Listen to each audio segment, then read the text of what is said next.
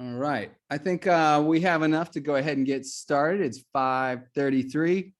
Welcome, everyone. This is week getting into the fall. I don't know what week we're on, but we are moving forward. It was great talking to all you guys last week, giving you some feedback on all your drafts. We're excited to move forward with that. We're going to keep today fairly short. So we have two guest speakers, and then after that, we'll take any questions. But then next week, we'll move into more of the nuts and bolts of draft number 2. So at this time, I am going to turn it over to our guest speakers. Simon was nice enough to say he would make introductions, and I'm pretty excited to hear what these guys have to say today. Thank you so much, John. Can everyone hear me all right? Great. Well, it's wonderful to see your faces again, folks. I haven't seen you all since the Stroud Water Research Center week, but I remember that week fondly, and you all came down here to Fork Branch, where I am right now, listening to Chief Dennis Coker speak, and we got a chance to chat with you then as well.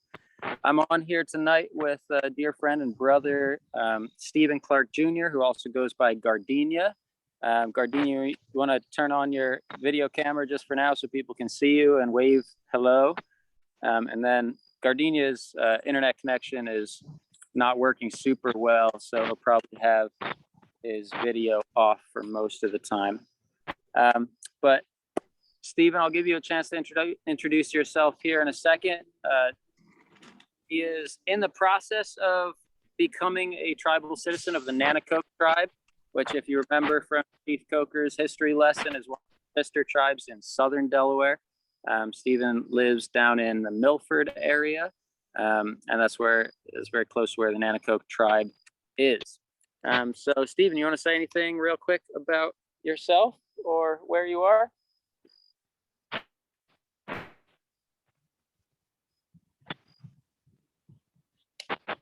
You still there?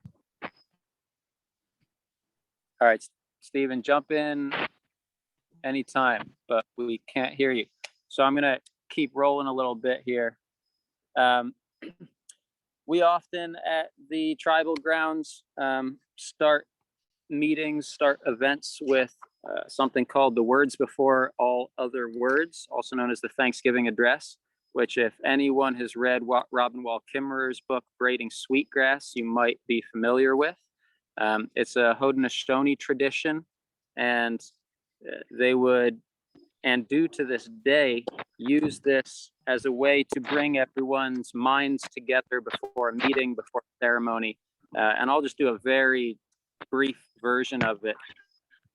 For instance, it begins like this. Today we have gathered and we see that the cycles of life continue. We have been given the duty to live in balance and harmony with each other and all living things. So now we bring our minds together as one, as we give greetings and thanks to each other as people. So that's the Thanksgiving address to the people. And next comes our Mother Earth. We are thankful to our Mother, the Earth, for she gives us all that we need for life. She supports our feet as we walk upon her. It gives us joy that she continues to care for us as she has from the beginning of time. To our Mother, we send greetings and thanks. Now our minds are one. This Thanksgiving address can be quite lengthy.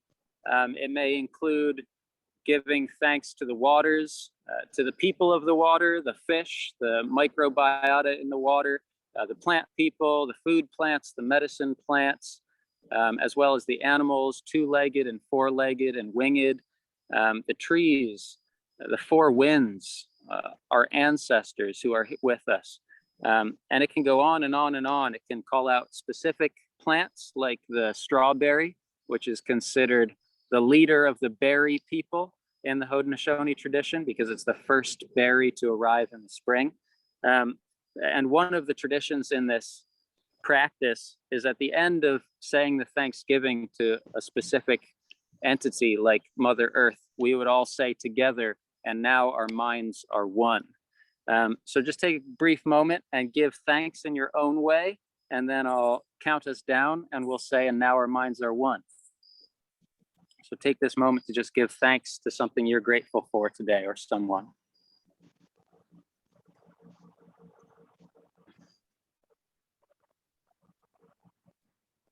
All right.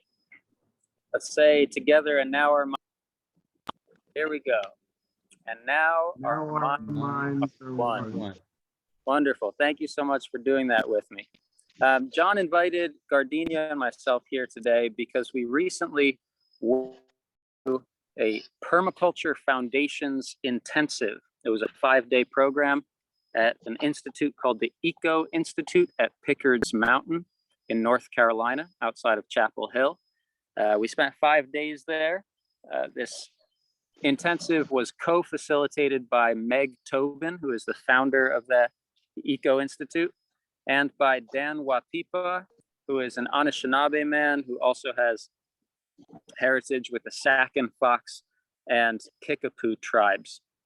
And I'm gonna turn my camera off briefly because I want to read to you the land acknowledgement for where we were. And as those of you who know, who are here at Fork Branch, you may remember the land acknowledgement here. This is for the Eco Institute. We welcome the spirits of the Okanichi Saponi, Ino, Tutelo, Tuscarora, Sissipiha, Shakora, Saura, and Catawba, and other peoples who lived along the banks of the waters that run through what we now call the Piedmont region. The presence alive and past of all who have been here, born, given birth, come of age, fished, hunted, and perished on this occupied land, you are all welcome here. So that's an example of the land acknowledgement that the Eco Institute uses.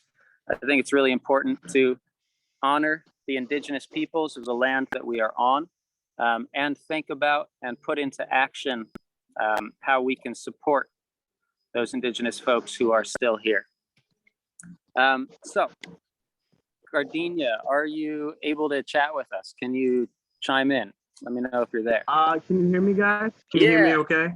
Yeah. All right. Finally Is get there those anything- technical issues down. Yeah. Is there anything you want to share about yourself real quick?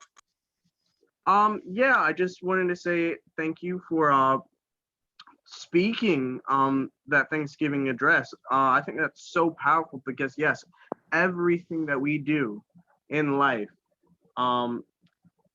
it's pretty much reflected in the world around us. What you have to give respect to the world.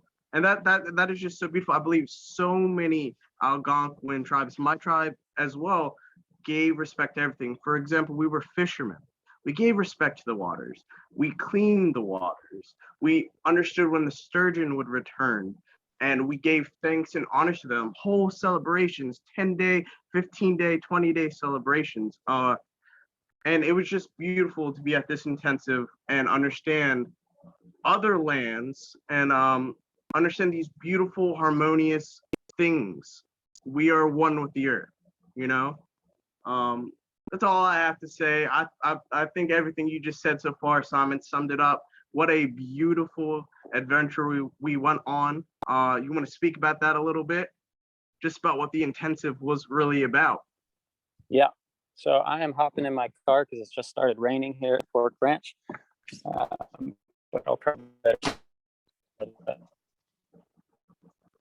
Folks can hear me okay? Yeah. Great. So just a quick show of hands. How many of you have heard of permaculture before? Just keep your hands up for a second so I can get just a general idea of how many folks have heard about permaculture. All right, a few of you, wonderful. Well then what you're about to hear may be similar to what you've heard before. However, there's a common understanding in the permaculture community that there are pretty much as many definitions of permaculture as there are permaculture practitioners. And Gardenia and I kind of experienced that during this intensive. But the main principle of permaculture that I like to describe it as a mindset and a set of ethics and principles by which we can learn to live in harmony with all life on Earth. Right. So most often permaculture is used as a design tool for designing how we interact with the ecosystems around us. And most often it's used as a design tool for creating edible landscapes, for creating landscapes that are full of healthy options for us to eat and drink clean water and breathe clean air, also for the flora and fauna around us to thrive, even if they don't necessarily feed us immediately. So it's very similar to things like biophilic design, things like ecological design, sustainable living, resilient community design. All of these things dovetail well with permaculture. In general, there are three ethics that can be described in different ways. The most common way to describe them are people care, earth care, and fair share. So the three ethics are: we care for Mother Earth, we care for all people, which, as we just heard in the Thanksgiving address, means not just humans, but plants and animals and the people of the water, right? So people care, and fair share, which can be interpreted in a lot of different ways, but generally it means that we only take what we need, and the surplus we always give away and give back, whether it's to the ecosystem or to others who are in need. There are also a set of principles that go along with this. They're design principles. And Gardenia and I, in the course of this permaculture intensive, came up with some of our own design principles. But I want to kick it to you, Gardenia, now, because this whole intensive was from a decolonization standpoint.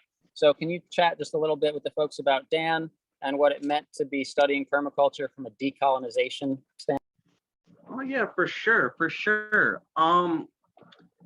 When it came to permaculture, I didn't understand what it was. Simon, talked a little bit about it, and I didn't understand until I was actually there. And I realized it is such a familiar pattern. Our ancestors, a lot of our people today, still run with the land. We care for the land. We understand everything has a manatau. So at this permaculture intensive, there was a big community, everyone together learning how to take care of the earth, and certain principles really stuck with me. And I actually remember a experiment, well, not an experiment, but a little fun game we played. We imagined, let's just say the world went into an apocalyptic state. We are here, we have each other. How would we survive? It is a survival thing. It's something that we've been doing for thousands of years. Humans, without technologies, without, these crazy, wacky things that humans create, just living and being harmonious with the earth. So we came up with, like, how would we maintain the land? Who knows how to grow things? Who knows how to hunt? And we were just thinking about all the creatures in that area, just that little niche part of the world. And it was just so amazing to be with a familiar concept that everything we do in life is echoed by the world. For man did not spin the web of life, but was merely a strand in it. And I believe the elder Dan Wapipa, which is an amazing, amazing man, Anishinaabe individual. The way that he looked on life was a very, very beautiful aspect. Like, I enjoyed hearing what Simon, actually, you were right, that esoteric world, it was very small. Nobody is a permaculture. I never even heard of it. Dan was an amazing speaker, and I feel, in a way, I was gifted with that knowledge, and now I could share it to my people. That's what I took from the intensive. I gained knowledge. I'm sorry.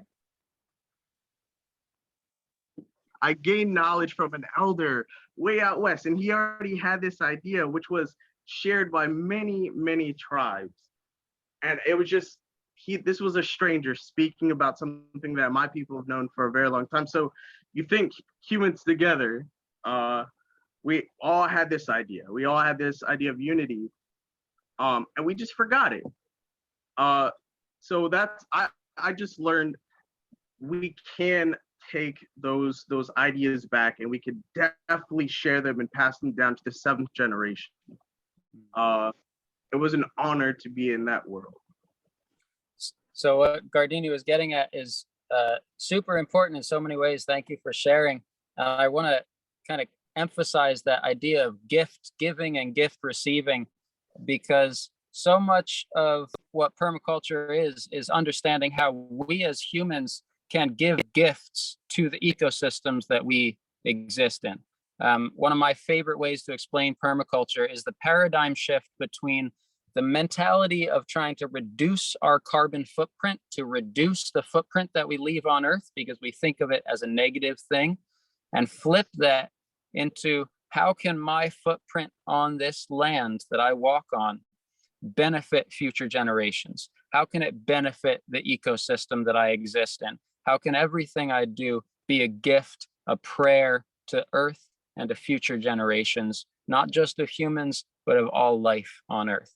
And one thing Dan said was that permaculture is a science. It is very rigorous in how we observe and we interact and we document how plants work well together and grow well together and what doesn't work together. But he also said that permaculture is a gateway to spirituality. And we need more humans to embrace our spirituality. Just like Gardenia was saying, we kind of forgot our unity. In a lot of ways, we've forgotten our spirituality. Some people believe that the Latin for human shouldn't be Homo erectus, but Homo espiritu, which means, you know, the people of spirit, not just the people who stood up straight, which is what Homo erectus means, right? So I want to share really briefly with you. Like I said, we came up with some of our own principles, and part of decolonizing permaculture is understanding that it is full of indigenous wisdom from across the world. And permaculture has become a predominantly white male space where a lot of the people who have received accolades and praise for the work they've done, including the people who are considered the founders of permaculture, it's predominantly white men who receive that praise. But even the founders acknowledged that it was not their wisdom that they were sharing. They were compiling indigenous wisdom from across the world, from communities they had met, and presenting it in a way that would be approachable by the dominant culture. But permaculture is at its heart full of indigenous wisdom and needs to be honored in that way.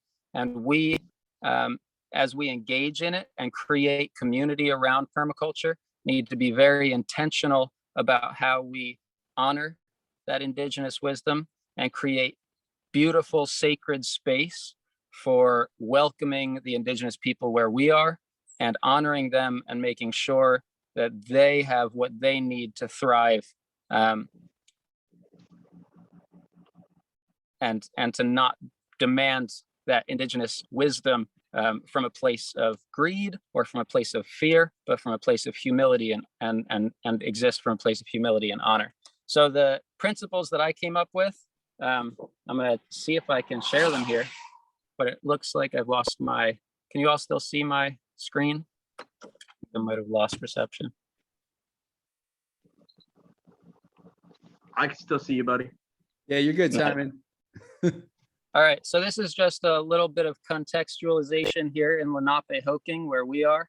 I still can't see if this is centered, but here on this piece of paper, I wrote in the middle, Kike yu Yemenaning Hake, which is Lenape for all my ancestors and all their relations. And this is a really important idea to understand, that we are not only connected to our human ancestors, who paved the way for where we are, who created the capacity for us to be here today, but also all our relations and all their ancestors includes the plants and the animals and the waterways and the rocks and the trees, right? And then all around it, there are different things like prayer and humility and the idea that Gardenia mentioned of doing everything for the sake of the 7 generations, gratitude and ceremony, breathing, singing, dancing, celebrating, witnessing, knowing, and sharing. So this was my way toward the end of the intensive to try and communicate the principles of permaculture in a way that is also in line with the teachings and wisdom that I've heard from Lenape elders and teachers here in Lenape Hoken. And I'd love to talk your ear off even more about it, but John asked us to only do about 15 minutes. So I want to leave a little bit of space, Gardenia, if there's anything else you want to say, and then some question and answer time. Does that sound about right, John? Great. Gardenia, any last words for you? Nothing for me. That was beautiful, Simon. That was pretty much summed up my idea of unity. That was beautiful. I actually want to take can you send me a photo of those notes? That was beautiful. Yeah, for sure. I got chicken scratch. My notes would look terrible. You got it. So, all right, buddy. Wanishi, thank you all for having me. Wanishi, if you don't mind, I'd like to ask a question to Gardenia. Yeah. Go for it. Gardenia, we've first off, thank you. It's an honor to have you. You know, we've talked to a lot of different people throughout this seminar on all sorts of different topics, but having this Indigenous perspective and connection is so important to how we're moving forward with this seminar. So I really appreciate you taking the time out to talk to us this evening. But my question is, a lot of what we've been talking about throughout this seminar is this idea of traditional ecological knowledge that's passed on from generation to generation. And I wonder, how does that look like in your community? And is this practice still alive for you today? I'm gonna say I come with a heavy heart to say a lot of the traditions are pretty much decimated. They're out of here. There was so much disease and so many schooling incidents where we lost a lot of that knowledge. It was a verbal knowledge. It was passed down from grandmother to granddaughter, from grandfather to grandson. There are a few pockets of our people that continue to practice, like I said, with festivals that go on for days and days. I know an elder of mine has heirloom corn, and they're gonna try to grow that next year. And you know, these corns were very specific to the region. And like I said, there's certain dances and songs that are connected to the earth. And yes, we may have lost some of those teachings, but the land is still there and we are still connected to it. We are still here. I know with our edible food garden, we're growing some amazing things. We just grew those planted those pawpaw trees. Delicious fruit off of those. We have spiceberry bush. I believe, Simon, did we plant any blueberries? Honestly, can't remember, but We did. that's awesome. That's awesome. A couple different kinds of berries. Yep. You know, our people are still here. We are still learning. You know, we lost a lot of these ways, but through these intensives, through the meeting great people like you, we are slowly learning to exist with the world again. And I love that. Thank you for actually listening to these stories and trying to understand, you know, because we all live here together and we are all related. We are all relation. I'm thankful that people want to acknowledge these teachings and help us out. That's all I really had to say. I hope that answered your question. Yeah, absolutely. Thank you so much, Gardenia. I appreciate that. Yeah.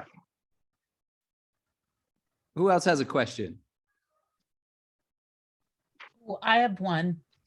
I guess I'm wondering in regard to what was the purpose of the two of you attending that, in regard to what you'll bring back locally here, and then like what kinds of things would you want, I guess, assistance with when it comes to whether it's teaching or cooperating, or in regard to schools and students, if that makes sense. That was a little discombobulated, but that's what I'd like to know a little bit more about. Okay, okay. Simon, well, I mean, I guess Simon would have more knowledge on this if you wouldn't mind, Simon. Sure. At least the first part of your question there. We've been working with the University of Delaware Landscape Architecture Department on this design for Fork Branch, and it implements a lot of permaculture principles into the design. We're creating guilds, which you might remember is a planting of a group of plants that have a symbiotic relationship to each other and create kind of this miniature ecosystem where they're all supporting each other. That's a permaculture idea, the guild planting.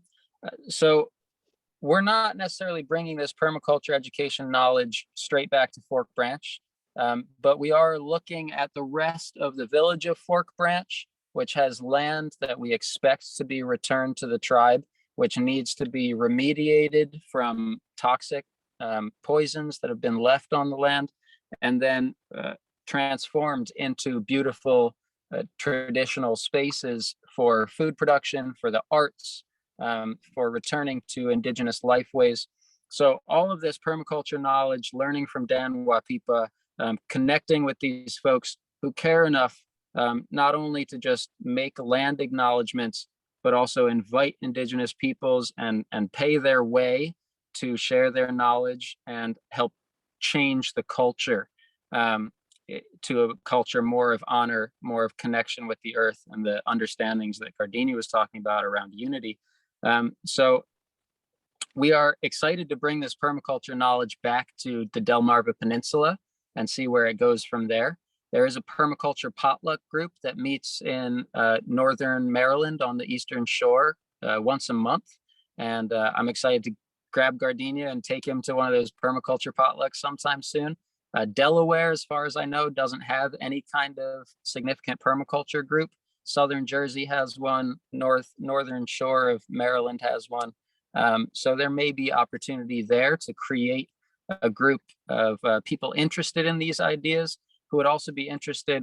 Another permaculture idea is this thing called a perma blitz, which is kind of like what we have at Fork Branch during our volunteer days, where we invite a large group of people to the land to achieve a specific goal on that land and get a lot of work done in a very small period of time, which is something a permaculture club can help make happen on people's backyards where they want to grow food, or in public parks if you're working with your local townships to create edible food forests in your public parks to support not only wildlife, but also to combat food insecurity.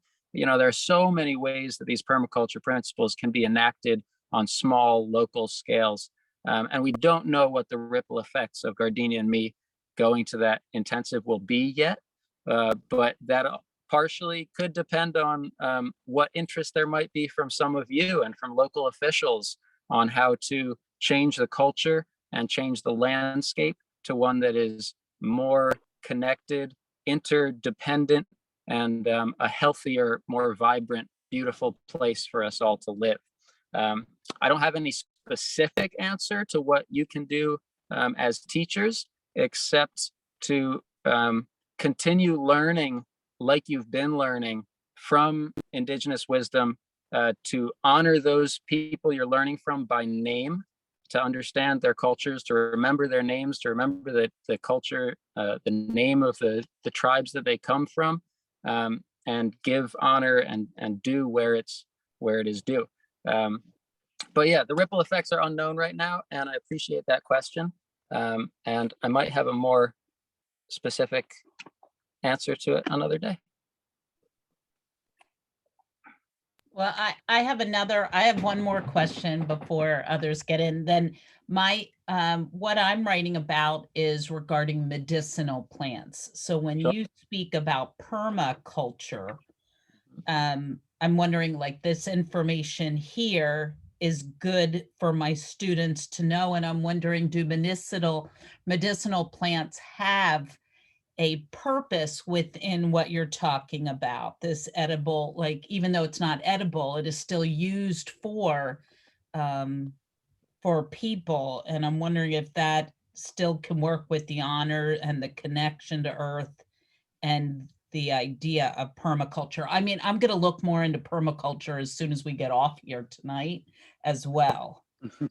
Great. Great. Well, the answer to that question is 100%, 100% yes. Medicinals have a place in permaculture design. Medicinals should have a place in every part of our relationship to the land, right? And a lot of medicinals are also edible plants. Any plants that have edible parts at a certain time of the year transform into potent medicinal parts at another time of year. So a lot of those plants have multi-functions in that way. But here at Fork Branch, we've been planting medicinal plants in pretty much every permaculture design I have ever witnessed or seen. Medicinal plants have been acknowledged and honored and intentionally worked into the designs. And so, yeah, 100% medicinal plants have an amazing place and are deeply honored in the culture of permaculture. And I just want to say quickly, I think the word permaculture, which was initially a mashup of permanent culture, was trying to get to this idea that we can relate to ecosystems in ways that are sustainable over vast periods of time. And indigenous communities across the world have known this for centuries and centuries and centuries, and have been living in ways that are sustainable over vast periods of time. So the idea of permaculture was trying to get back to that indigenous understanding of how to relate to the earth. But I think it's a bit of a misnomer because permanent is just such a permanent word. And we understand that things evolve, things shift, especially with the climate crisis ramping up. We understand that our solutions are going to have to emerge and evolve as we go. Gardenia, you got anything on the medicinal plants idea? When you talk about medicinal, there's so many things that can come off of that. Are we talking about maybe healing from a disease, or do you feel mentally unwell? Do you want to heal yourself spiritually? And that has everything to do with permaculture. Permaculture is, like I said, giving thanks to everything. To grow mugwort or have cedar nearby your village, that's a very important part of our society. That's all I have to say, because something as simple as sweetgrass could heal the mind. It is a spiritually cleansing medicine. And that's something that was super important to us, and we had that almost everywhere. I think that's one of the fundamental keys in permaculture is healing yourself, not only just nurturing yourself, but healing yourself with these medicinal plants. That's super important in society, permaculture society. That's all I had to say. That was amazing, Simon. Oh, I want to add one thing real quick, which Robin Wall Kimmerer wrote about the Thanksgiving address. She says, you cannot listen to the Thanksgiving address without feeling wealthy. And while expressing gratitude seems innocent enough, it is a revolutionary idea. In a consumer society, contentment is a radical proposition. Recognizing abundance rather than scarcity undermines an economy that thrives by creating unmet desires. The Thanksgiving address reminds you that you already have everything you need. That's good medicine for land and people alike. And I wanted to read that because that last sentence, good medicine for land and people alike. When we heal ourselves, especially through medicinal plants, we also are healing our relationship with the land. When we heal our relationship with Mother Earth, we are healing ourselves and our communities. And that healing is just one big circle of healing. And I think connection to the land, which permaculture is, that's like the number one principle, is observe and interact with Mother Earth. That is the first principle on pretty much everyone's permaculture principle list, is to be present to the land where you are. So I think medicinal plants are incredibly important. And it's also important to remember that medicine doesn't just come to us through our mouths, right? Like Gardenia was saying, sweetgrass is a medicine that comes to us through smoke, through allowing the smoke to cleanse our spirit. And so medicinal plants, when we relate to them, we are healing our spirit and our body and our relationship with Mother Earth. So there's so many layers to that medicine, but I so appreciate you studying that and writing about that and honoring that. So thank you. And hopefully the two of you speaking to more students regarding it sometime in the future then. Hey, maybe. That'd be nice. Specifically on that note, we have gotten an invitation from an environmental studies club at Appoquinimink High School, but it's difficult to show up there without any kind of honorarium or funding to help us get there, because it's it's not cheap to travel. But instead, since they didn't have any funding, we organized a day for them to come to Fork Branch. So on November 13th, they're going to come visit the tribal lands, visit the Fork Branch Food Forest Project with another high school group from the John Hines National Wildlife Refuge. So we are starting to reach out to high school students and high school environmental clubs, and would be happy to do so with all grade levels, specifically in relationship to this Fork Branch project.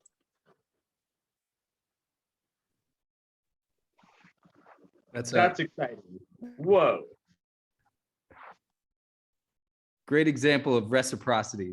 That's awesome. I would encourage all of the teachers to lean on administrators some to see if there's some sort of fund to create. And I would be, happy to also see what I can do on University of Delaware. And, part of what we're doing with this land acknowledgement is creating these action steps and to potentially have a group of guides like these two gentlemen here this evening that could go to schools and share the information so that it's embedded in the curriculum of Delaware and not just taught secondhand or thirdhand knowledge. That firsthand, I think that's where, a lot of the impact you could have with your students can be.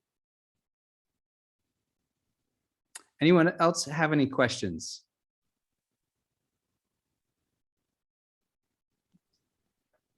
I have a question for you, Simon and Gardenia. And thank you for sharing your knowledge and learnings with us so far today. It's been fantastic. My question is geared towards this idea of engaging consumers, right? Because the average consumer, I live here in Washington, D.C., and the average consumer isn't necessarily burning sweetgrass to cleanse their spirit, right? And to heal themselves and to heal their minds. And they actually don't often have access to nature readily available. And so I'm curious, when you're communicating these types of learnings to consumers in the US, what challenges or barriers, if any, do you often face? And how do you work through those challenges? Super great question. Amazing. I'll first say, this is the first time Gardenia and I have talked to anyone about this permaculture intensive that we participated in. So thank you for being our test run. But yeah, Gardenia, I want to get your take on that question. Do you have anything right off the top of your head to share there? That is a phenomenal question. No, I think that we're going to have to put that to practice. That's going to be something that's super important because nature goes along with it. If you're not connected to nature, it's not going to work. You have to work with it. So to bring that knowledge would be crazy. I don't even, that is such an excellent question. Well, all right. So I want to say just a couple of quick things because, yeah, it's such an important question. At least in the teachings that I've learned, healing is so connected to our relationship to Mother Earth. Indigenous communities across the world, their spirituality is place-based. Their language is place-based. Their sense of identity and self is connected to the place they exist with on Mother Earth. The mythologies that come along with that, the stories that come along with that are connected to our relationship to place.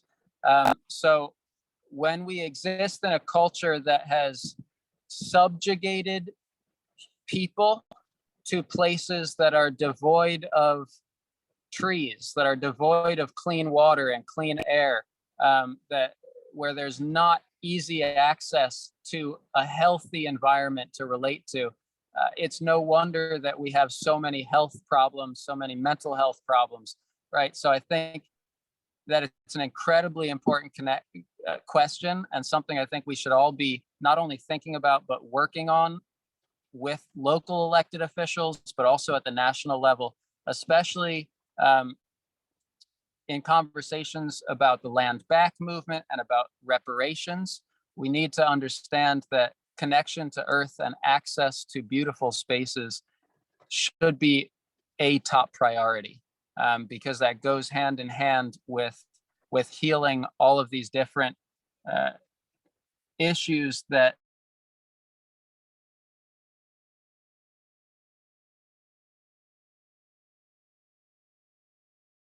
people and spirituality from the places where those things come from. So Brian, I think that's an incredible question. And Gardenia and I haven't had enough time specifically talking with people to have come up with a way to address that and talk about that.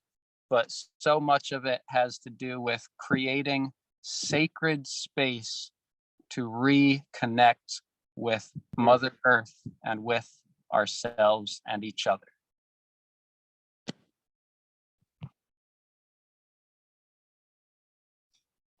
Well, it sounds like an exciting opportunity that we have a group of teachers, for example, that can help create a space to open the conversation, whether the two of you are hosting and facilitating that conversation, or if the teachers are.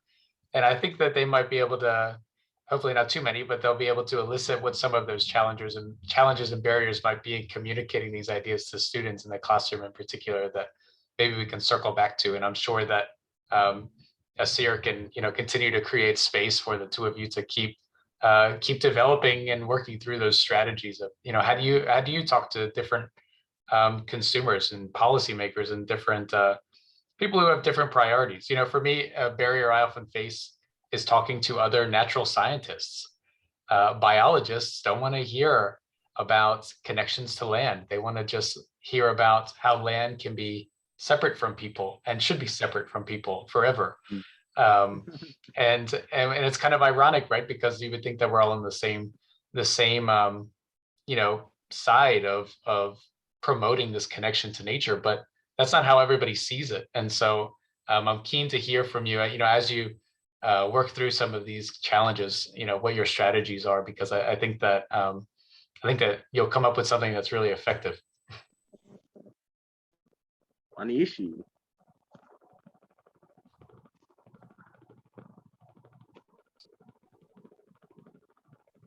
Anyone else have a question?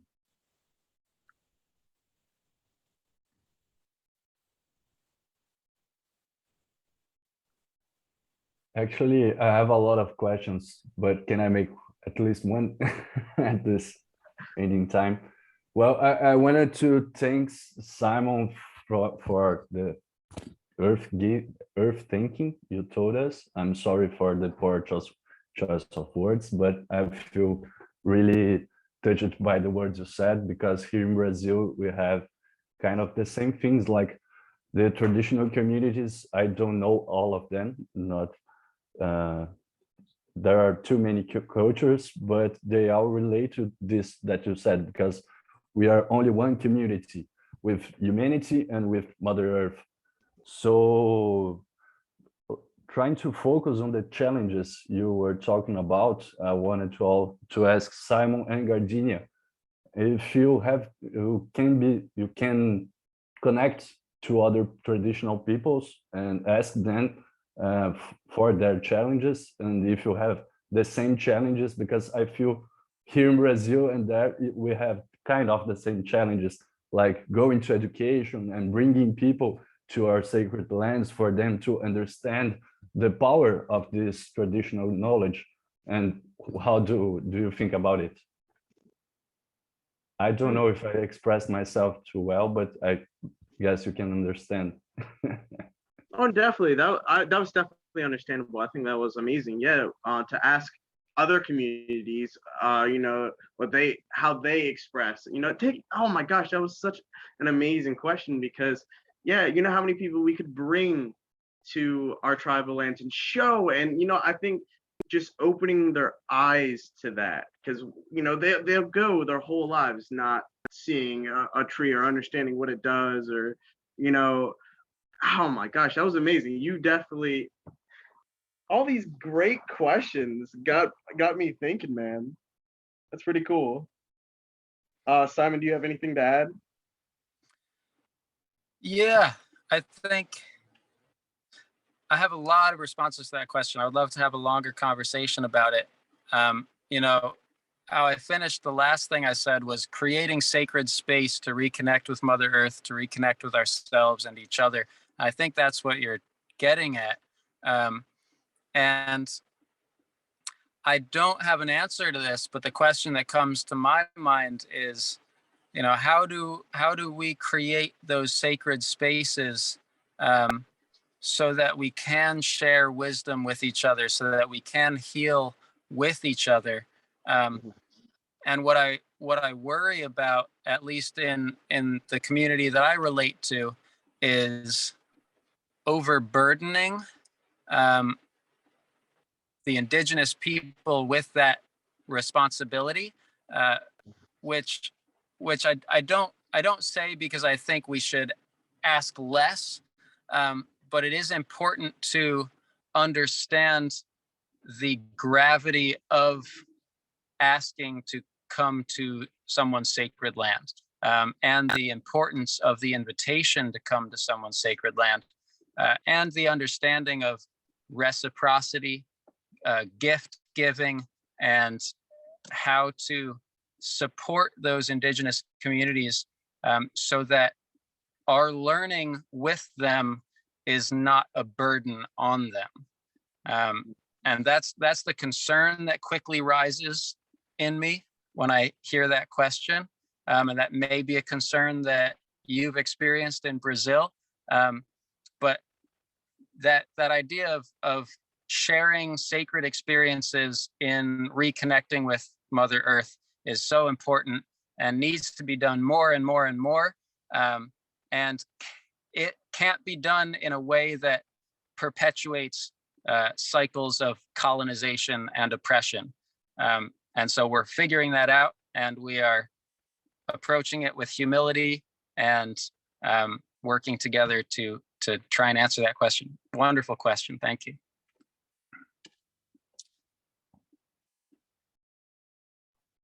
Thanks for your answers.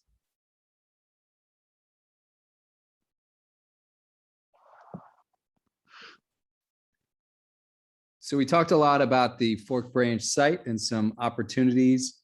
I am putting in the chat right now a recent email from Simon that's going out on ways that you could either come yourself or invite your students to come and participate.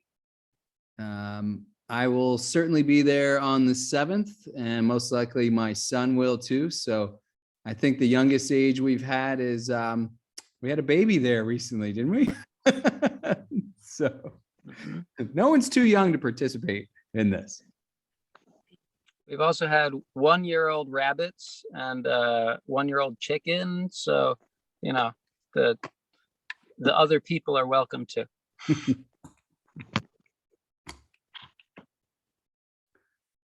Well, let's thank Simon and Gardenia again. We really appreciate you taking the time out and sharing your knowledge with us. And, I can't think of a better group for you guys to speak to.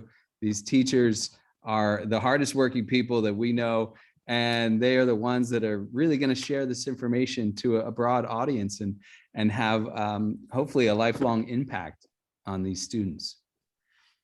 Yes, thank you all for the work you do. It's so important. It's amazing and wonderful, and I hope it brings you joy and causes you to wake up every morning grateful to be able to engage with the youth in such beautiful learnings about science and especially what you've all been talking about in this course. I just want to say real quick, please do consider coming down to Fork Branch for one of these volunteer days. The best thing to do to continue these conversations and to continue this learning is to create and build and work with relationships. Creating relationships with local Indigenous people is the most important and effective way that you can show up and learn how to support. Also learn more about what you've been talking about. Just relationships are key. And Dave, just to let you know, pizza always shows up right around noonish. So I don't know if that, coax you into anything, but that's usually what happens. And Joe, is there anything that you wanted to cover, or do we just call it a night and dive into draft number 2 next week? Well, I'm deep in the back roads right now, so if you can't hear me or something, we'll just talk about it next week. If you can hear me, we're just going to talk about it next week. Thanks, Joe. We heard you. That loud and clear, loud and clear. So Very nice. I hope you all enjoy the rest of your Monday. I hope you have a great week. And Simon and Gardenia, I will see you guys hopefully on the 7th if you plan on being there. If not, I will miss you, but we will continue to plant and remove the tree of heaven. I think those are our 2 jobs. Wanishi, thank you. Wanishi. Wanishi. La Peach Canoe. Until next time. Until next time. All right, everyone. You're free to go. I'll be on for a minute or 2 in case anyone has any questions or anything. Yeah, John, can you get Brian, if Brian's still on here, to send me the question he asked in a written form? I would love to sit with that a little bit more. Oh yeah, you bet. He took off already, but I will I will definitely let him know. Wonderful. And, Simon and Gardenia, if you have a second, I just have a quick question for you as well. Yeah. Cool. So I don't know how much you guys got to dive into the Nat Geo proposal, and just wanted to see if you were interested. Yeah, we talked about it. We talked about it on the ride down. I still have it with me, but we left it behind. So we only got to talk about it, and we haven't gotten to really spend time together in person since getting back from the intensive. Cool. But we did talk about it a good bit on the way down. Gardenia, what do you remember from that conversation? Honestly, not much, but I am still excited to do it. We just needed to read that packet. That's all. I'm still excited for it. That Nat Geo thing. Where did we leave that with Maggie? Is that what you're saying? No, I have it in the car with me here. We left it at Fork Branch on that work day. Oh, I see. Because we left for North Carolina right from Fork Branch, and it just got left behind. No worries. What I remember from the conversation, Gardenia, was definite interest in participating. And I think Gardenia was also interested in functioning partially as like an outreach person to reach out to local tribal youth and just folks in Delaware who might be interested in participating.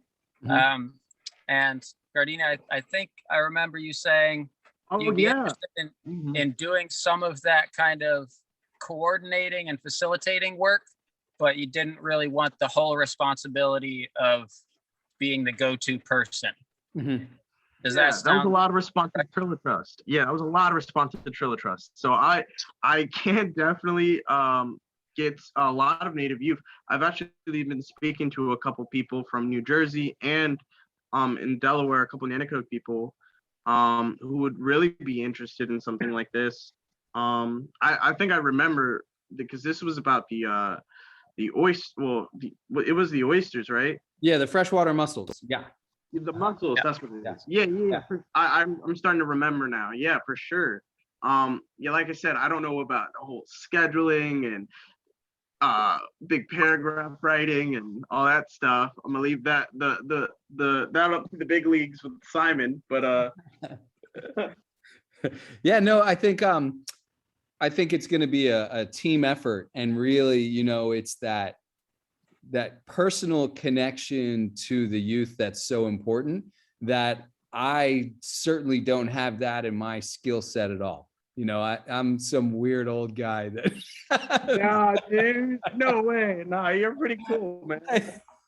but you know what I mean. So I think if we sit down together, when kind of the fall stuff settles down, or maybe we could get to Fork Branch an hour early or something, just to chat about it a little more. That'd be great. I guess my biggest question was, is there interest on your level? And knowing that any of the science components or actual, testing, we'll bring in outside experts that would help train people for that.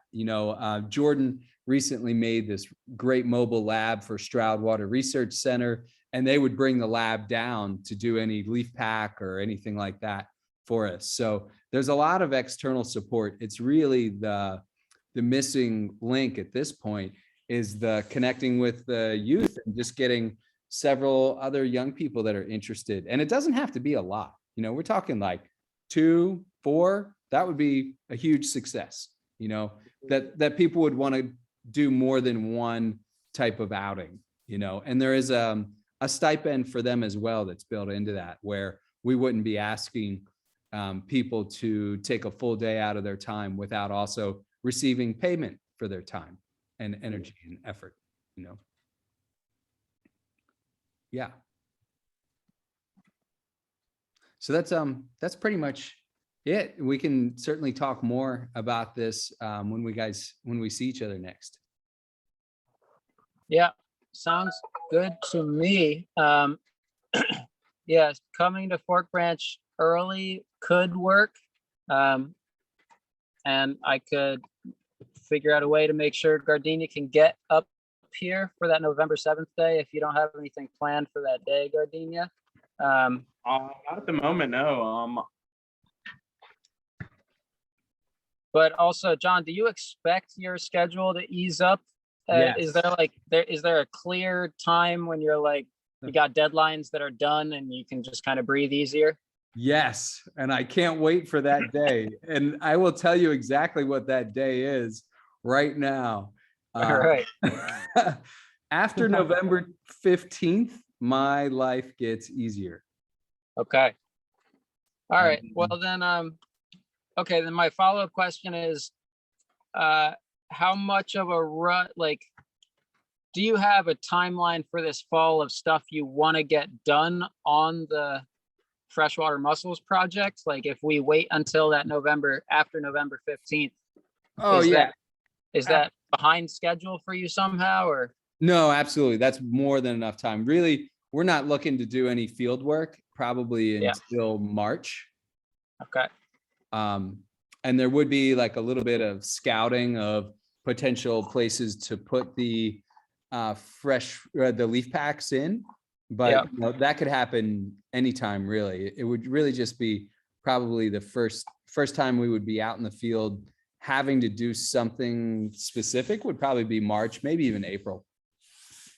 Okay.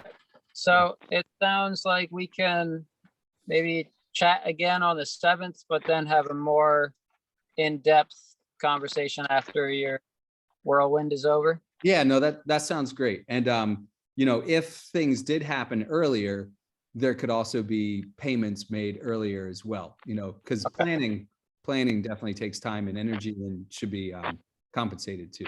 So right. Yeah. Cool. Well, this is very exciting. I'm looking forward to this.